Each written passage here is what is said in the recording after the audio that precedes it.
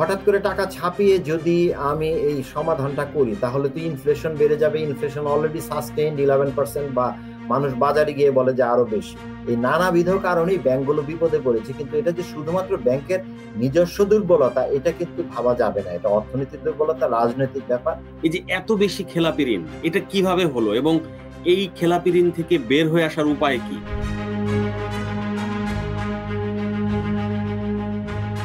গত 15 বছরে আওয়ামী লীগের সময়ে সবচেয়ে বেশি দুর্নীতির শিকার হয়েছে যে খাতগুলো, তার মধ্যে অন্যতম হলো আর্থিক খাত। আর্থিক খাতে দুর্নীতির মাত্রা এতটাই বেশি ছিল যে অন্তত 10টি ব্যাংক এবং 10টি এনবিএফআই শেষ পর্যন্ত রুগ্ন হয়ে পড়ে। আর ব্যাংকিং খাতে খেলাপি ঋণের পরিমাণ দাঁড়িয়েছে প্রায় 3.5 লাখ কোটি টাকা, যেটি এ খাতের মোট ঋণের প্রায় 20%-এরও বেশি। অন্তর্বর্তীকালীন সরকার ক্ষমতায় আসার পর রুগ্ন ব্যাংকগুলোকে বাঁচিয়ে রাখতে নানাভাবে চেষ্টা করছে, কিন্তু এই ব্যাংকগুলোকে বাঁচিয়ে রাখার কি এই উপায়? এই ব্যাংকগুলোতে কিভাবে আস্থা ফেরানো সম্ভব? আর এই ব্যাংকগুলোতে যে খেলাপি ঋণ হয়েছে সেখান থেকে সামাল দিয়ে বের হয়ে আসা কিভাবে সম্ভব হবে? ওয়েলকাম টু স্টার কানেক্টস, আপনাদের সঙ্গে আছি আমি আহসান হাবিব। ব্যাংকিং খাতের এসব বিষয় নিয়ে কথা বলতে আজকে আমাদের সঙ্গে রয়েছেন অর্থনীতিবিদ এবং বাংলাদেশ ব্যাংকের সাবেক প্রধান অর্থনীতিবিদ doctor Birupaksha Pal. Welcome to our show. এই যে আমরা দেখলাম গত কয়েক মাস আগেও বেশ কয়েকটি ব্যাংকে আমানতকারীরা গিয়ে তারা টাকা পাচ্ছেন না। এরপর আমরা দেখলাম যে ব্যাংকের পক্ষ থেকে আসলে কিছু টাকা যোগান দেয়া হলো প্রায় 22,000 কোটি টাকারও বেশি। তো এইভাবে কি আসলে ব্যাংকগুলোকে বাঁচিয়ে রাখা সম্ভব, বা কিভাবে আসলে ব্যাংকের প্রতি মানুষের আস্থা বাড়ানো যায়? কি পদক্ষেপ দরকার? ধন্যবাদ হাসান হাবিব। আসলে হঠাৎ করে এখন যে অবস্থাটা আমরা দেখতে পাচ্ছি সেই অবস্থাটা তো একটা পূর্ব অবস্থার একটা ফল, একটা একটা পরিণতি, আস্তে আস্তে সেদিকে যাচ্ছিল।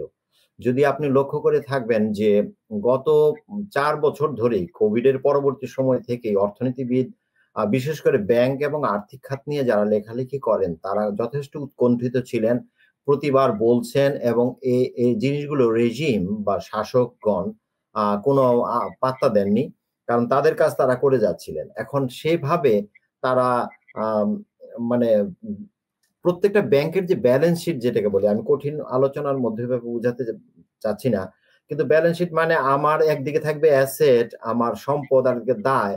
এখন দায় যদি বেশি হয়ে যায় তাহলে সম্পদ তো কমে যাবে, তাহলে নেট অ্যাসেট যেটা আমার নেটওয়ার্থ বা ওনারশিপ যেটা থাকবে সেটা তো কমে গেছে, ক্যাপিটাল যেটা সেটা কমে গেছে। সুতরাং তারল্যের যে সংকটটা সেটা তাদের পূর্ব সৃষ্ট। আরেকটা উদাহরণ দিই, সেটা হচ্ছে আমরা বলি এডিআর, অ্যাডভান্স ডিপোজিট রেশিও, সেটা 85 ভাগ, শতকরা 85 ভাগ বা 87 থাকা ভালো। যেমন 100 টাকা যদি আমি ডিপোজিট গ্রহণ করি তাহলে সেখান থেকে মাত্র 85 টাকা নিয়ে আমরা এই মানে ঋণ প্রদানের খেলাটা খেলতে পারবো।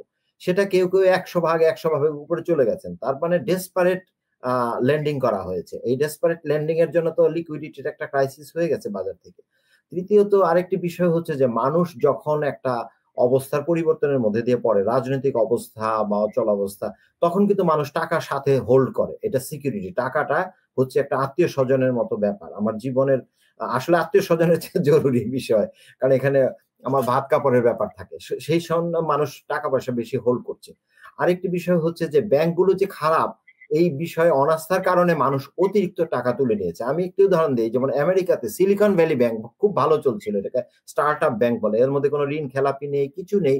কিন্তু হঠাৎ করে তাদের যে অ্যাসেট যেটা তারা তাদের মধ্যে রেখেছিল, যেটা সিকিউরিটি বা বন্ড, সেই বন্ডের দাম যখন কমে যায়, কারণ তারা কোভিড এর সময় সেটা কিনেছিল, তখন হঠাৎ করে তাদের যে ক্যাপিটাল ফল করেছে, তাদের লিকুইডিটি ক্রাইসিস হতে পারে, হয়নি কিন্তু।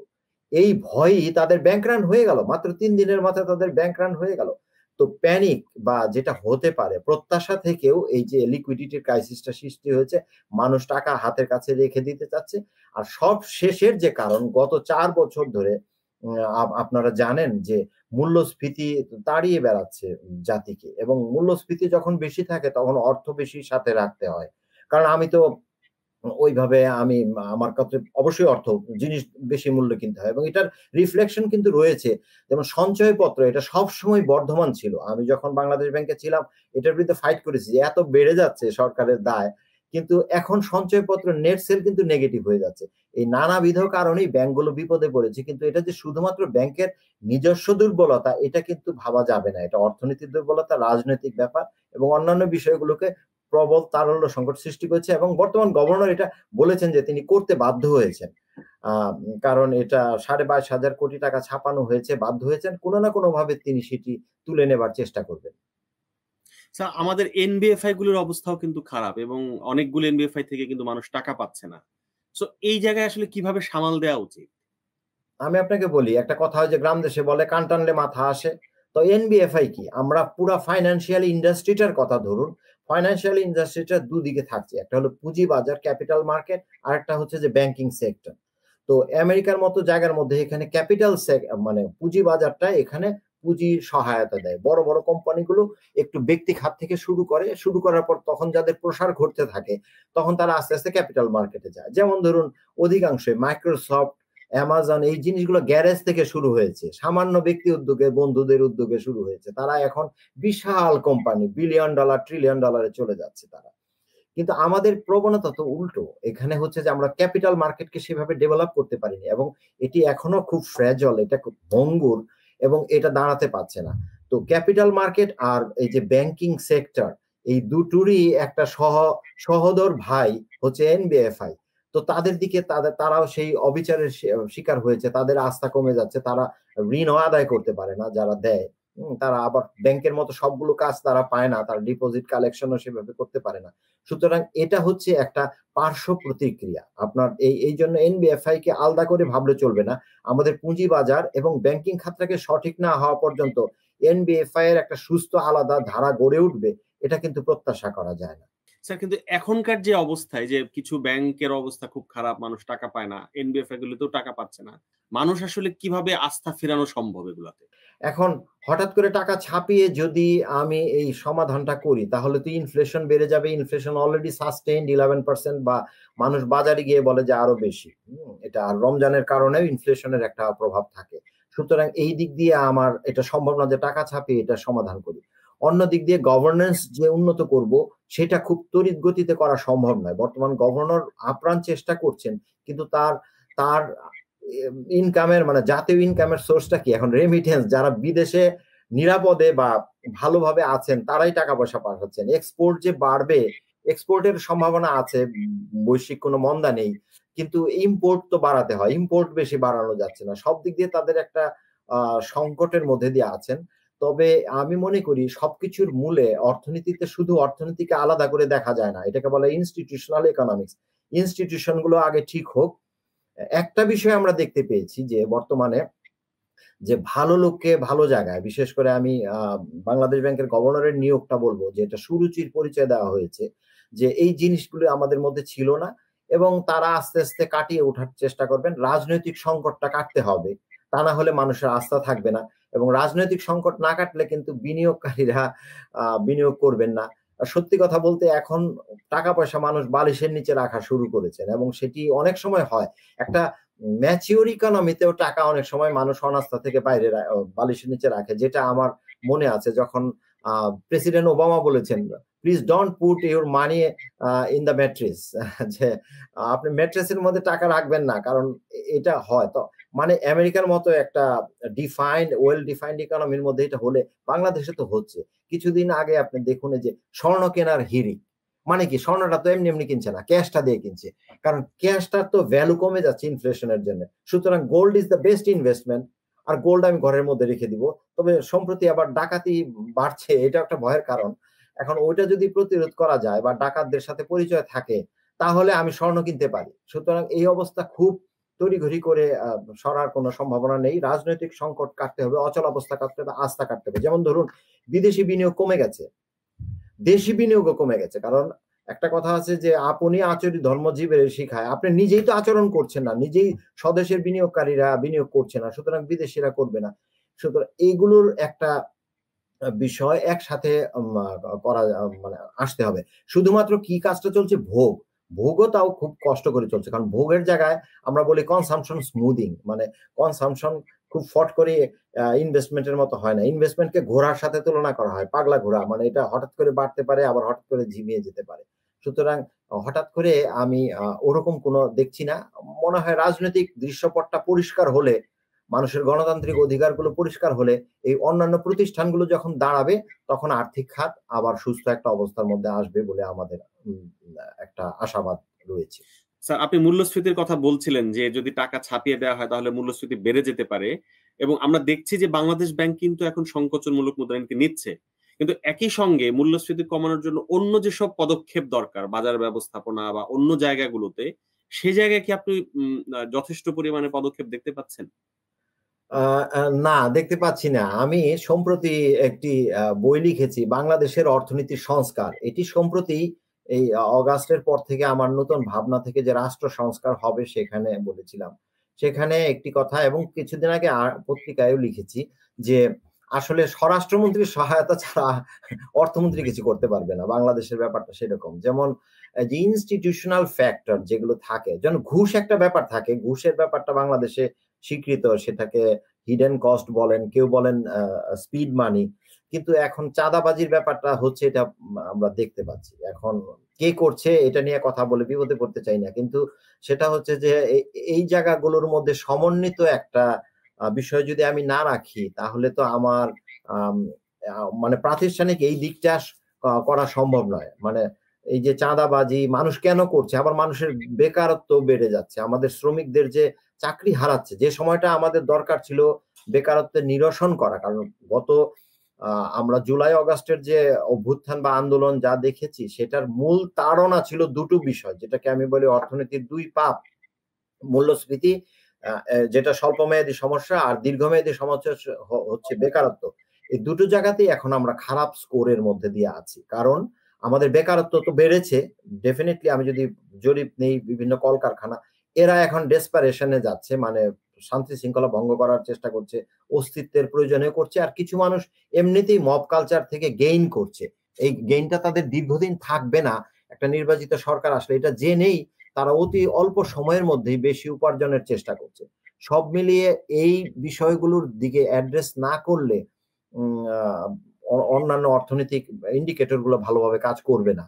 শুধুমাত্র ভোগের একটু ইন্ডিকেটর কাজ করবে, কারণ জীবন বাঁচার জন্য আমার ভোগ করতে হয়, তাছাড়া বিনিয়োগও কাজ করবে না। শুধু রেমিটেন্সটা কাজ করছে, কারণ বাঙালিরা টাকা পাঠায়, বাইরে যতই থাকুক তাদের স্বজনদের জন্য টাকা পাঠায়, এই বন্ডটা তাদের আছে, এটা ইউরোপিয়ানদের চাইতে তাদের বেশি। কিন্তু অন্য দিক দিয়ে বিদেশি বিনিয়োগ যদি কমে যায়, আবার কিন্তু একটা সংকটে পড়ার সম্ভাবনা আছে, যেটা ডলারের। সম্প্রতি ডলার $20 বিলিয়ন নিচে নেমে গেছে, খুব অ্যালার্মিং না এখনো, কিন্তু আর তো উপায় হচ্ছে না যে এক্সপোর্ট খুব বেড়ে যাবে। একভাবে হচ্ছে ইম্পোর্ট কন্ট্রোল করা হচ্ছে, ইম্পোর্ট বেশি কন্ট্রোল করলে গ্রোথ কমে যাচ্ছে এবং আরো কমে যাবে গ্রোথ, এটা দেখা যাচ্ছে। আর বিদেশি বিনিয়োগটাও আসতে হবে। এটা এই কতগুলো দিক যদি হঠাৎ করে সমাধান হবে না, আরো মানে পারিপার্শ্বিকতা এর মধ্যে দিয়ে সমাধান না হলে আমরা সুস্থতা আশা করতে পারি না। স্যার, আপনি জানেন যে আমাদের যে খেলাপি ঋণ সেটা এখন প্রায় 3,45,000 কোটি টাকার মতো, এবং যদি টোটাল ঋণের প্রায় 20.20% মতন। এই যে এত বেশি খেলাপি ঋণ, এটা কিভাবে হলো এবং এই খেলাপি ঋণ থেকে বের হয়ে আসার উপায় কি? স্যার, আরেকটা জিনিস এখানে একটু যোগ করি, আইএফআরএস পদ্ধতিতে আগামীতে আমাদেরকে ফাইন্যান্সিয়াল রিপোর্ট করতে হবে ব্যাংকগুলোকে। তখন কিন্তু খেলাপি ঋণের সংজ্ঞায়ন যখন ইন্টারন্যাশনাল স্ট্যান্ডার্ডে হবে, তখন কিন্তু এই খেলাপি ঋণ আরো বাড়তে পারে। এই জায়গায় আসলে করণীয়টা কি, কিভাবে এটা সামাল দেওয়া যাবে? এই খেলাপি ঋণের সংকটটা কিন্তু একদিনে হয়নি, এটা দীর্ঘ সময় ওয়ার্নিং দিয়ে দেওয়া হয়েছিল, কিন্তু সেই ওয়ার্নিং তারা শোনেনি। খেলাপি ঋণ অবশ্যই বাড়বে, কারণ পৃথিবীতে কোথাও কি শুনেছেন যে একজন অর্থমন্ত্রী চাপ প্রয়োগ করছেন যে খেলাপি ঋণের সংজ্ঞাটাকে মধুর করার জন্য? যেমন ধরুন 2015 সন থেকে আমি বলবো, তখন আমি বাংলাদেশ ব্যাংকে ছিলাম, যে ওই যে রিস্ট্রাকচারিং, এটা রাজনৈতিক চাপ ছিল আমাদের উপর যে এটা করে দিতে হবে, কারণ 500 কোটি টাকার উপরে যারা নিয়েছে তাদেরকে, বড় লোকের বড় ছাড়, গরিবের না। সেটা হলো কেন, যে তারা এখন ভালো ব্যবসা করতে পারছে না। তাহলে এই ন্যারেটিভের সাথে আরেক ন্যারেটিভ তো যায় না। দেশ যদি উন্নতি করতে থাকে, জিডিপি যদি প্রবৃদ্ধি বাড়তে থাকে, তাহলে ব্যবসা ভালো করবে না কেন? তো ওই তো 15তে প্রশ্রয় দেওয়া হলো। তারপরে অর্থমন্ত্রী এসে 2018 সনের পরে সবচেয়ে বড় স্খলনটা ঘটেছে। তিনি খেলাপি ঋণ 100কে মানে 100 কে যদি আপনি মাত্র 5 টাকা অ্যাডজাস্ট করে খেলাপি মুক্ত হন, তাহলে তো খেলাপি ঋণটা আর্টিফিশিয়ালি কম দেখানো হয়েছে। এখন আমি আপনাকে বলি, আমরা আমেরিকাতে একটা ফলো করি যে টেম্পারেচার, যেটা ফারেনহাইট, হ্যাঁ ওইটা বেশি। এখন আমি যদি ফারেনহাইটের টেম্পারেচারকে হঠাৎ করে সেলসিয়াসে নিয়ে আসি তাহলে তো কম দেখাবে, কিন্তু আসলে যদি বাইরে টেম্পারেচার অনেক বেশি থাকে তাহলে এটা থেকে বিপর্যয় হবে। আরেকটা উদাহরণ বলি, আপনি একজন রোগী, আপনি একটা ভাঙা থার্মোমিটারে তাকে তাপমাত্রা মাপছেন, তার তাপমাত্রা 104 দেখাচ্ছে 98, তাহলে রোগীটা তো মরে যাবে, কারণ তাকে তো ইমিডিয়েট এখন হসপিটালে ট্রান্সফার করা দরকার। অর্থাৎ আমরা বারবার এগুলো সাপ্রেস করেছি, it is call under the carpet, সবকিছু চাপিয়ে রাখা হয়েছে, কারণ একটা শ্রেণীর সুবিধা পেয়ে যাচ্ছিল এবং ওই শ্রেণীটা রাজনীতিবিদদের চাঁদা দিয়ে যাচ্ছিল, টাকা পয়সা দিয়ে যাচ্ছিল, সুবিধা দিয়ে যাচ্ছিল। না হলে একজন ভূমিমন্ত্রী 360টা বাড়ি করে নাকি বাইরে, এগুলো সব সুবিধায় পাওয়ার লোক। তো এই গোষ্ঠীটার মধ্যে একটা সিম্বায়োটিক রিলেশনশিপ আমরা বলি, যেরকম গাছের মধ্যে প্যারাসাইট গাছ থেকে বাঁচে, ওরকম করে এই সম্পর্কটা ছিল। এটা একটা বিপর্যয়, কারণ হঠাৎ করে 100 ভাগ খেলাপিকে ধরেন আপনি 100 টাকার মধ্যে 80 টাকা অ্যাডজাস্ট করে খেলাপি থেকে মুক্তি পেতে পারেন, সেটাও সহনীয়। কিন্তু এইটা তো হয় না। আমার ছাত্র যদি 60 নাম্বার না পায়, ফেল করে, এখন আমি যদি ওইটাকে 6 নাম্বার করে দেই তাহলে তো বিপর্যয়, তাহলে তো এই সম্পূর্ণ ভাবনা এথিক্যাল ডিস্টরশন করা হয়েছে এবং এটা মোরাল হ্যাজার্ড। আমরা বারবার অর্থনীতিবিদরা যারা বলেছি যে এটা একটা সৃষ্টি করছে যে বিচারহীনতা, তারপর লুণ্ঠনের একটা সংস্কৃতি তৈরি করছে। ছোট ঋণ যারা নিচ্ছে তারা কোমরে দড়ি পড়ছে তাদের বড়রা, সুতরাং ছোটরা বড় হবার চেষ্টা করছে, বড় দাগের টাকা নেওয়ার চেষ্টা করছে, রাজনীতিবিদদের ধরছে। এটা খুব সহজে হবে না। তবে আমার মনে আমার যেটা হয় যে আমরা 30s ডিপ্রেশন হয়েছিল, একসাথে শত শত ব্যাংক, হাজার ব্যাংক রান করে ফেলেছিল, তারপরেও কিন্তু অর্থনীতি ঘুরে দাঁড়িয়েছে। সুতরাং নেতৃত্ব, শক্ত একটা নেতৃত্ব থাকলে মানুষের আস্থা।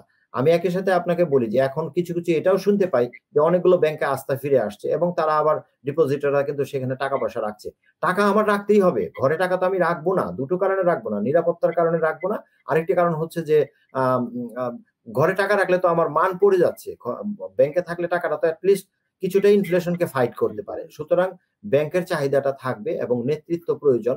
একই সাথে রাজনৈতিক নেতৃত্বের সাথে যদি প্রতিষ্ঠানের নেতৃত্বগুলো সঠিকভাবে করা হয়, অর্থ পাচারীকে যদি অর্থমন্ত্রী না করা হয়, অর্থের জ্ঞান সম্পন্ন মানুষকে যদি সেখানে আনা হয়, গভর্নরকে যদি সাংবিধানিক পদ করা হয়, স্বায়ত্ত শাসন যদি দেওয়া হয়, গুণের মর্যাদা যদি থাকে, তাহলে সেটা অবশ্যই ভালো করবে। আমি ওই যে ফাইন্যান্সিয়াল ক্রাইসিস থেকে শুরু করে গত যে ক্রাইসিস গুলো ছিল, যখন ব্যাংক অফ ইংল্যান্ড নিয়ে গেল মার্ক কার্নিকে, ইংল্যান্ডে কি ইকোনমিস্টের অভাব, কিন্তু ভালো লোককে ভালো জায়গায় মর্যাদা দিতে হবে, সেই জিনিসটা। বাংলাদেশে এগুলির সংকট নেই, সংকট হচ্ছে এদের রুচির সংকট রাজনীতিবিদদের। ওরা জানে কোন লোকটাকে রাখলে ওখান থেকে তারা লুণ্ঠন কর্মটা চালিয়ে যেতে পারবে।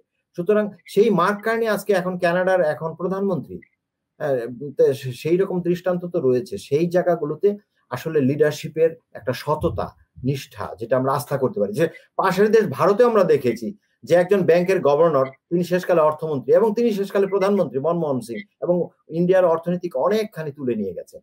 সুতরাং নেতৃত্ব এবং তাকে ক্ষমতা এবং সমন্বয় তাদের মধ্যে, গভর্নরের সাথে যদি অর্থমন্ত্রীর সমন্বয় না থাকে, তথ্যমন্ত্রীর সমন্বয় না থাকে, তাহলে তো তারা কাজ করতে পারবেন না।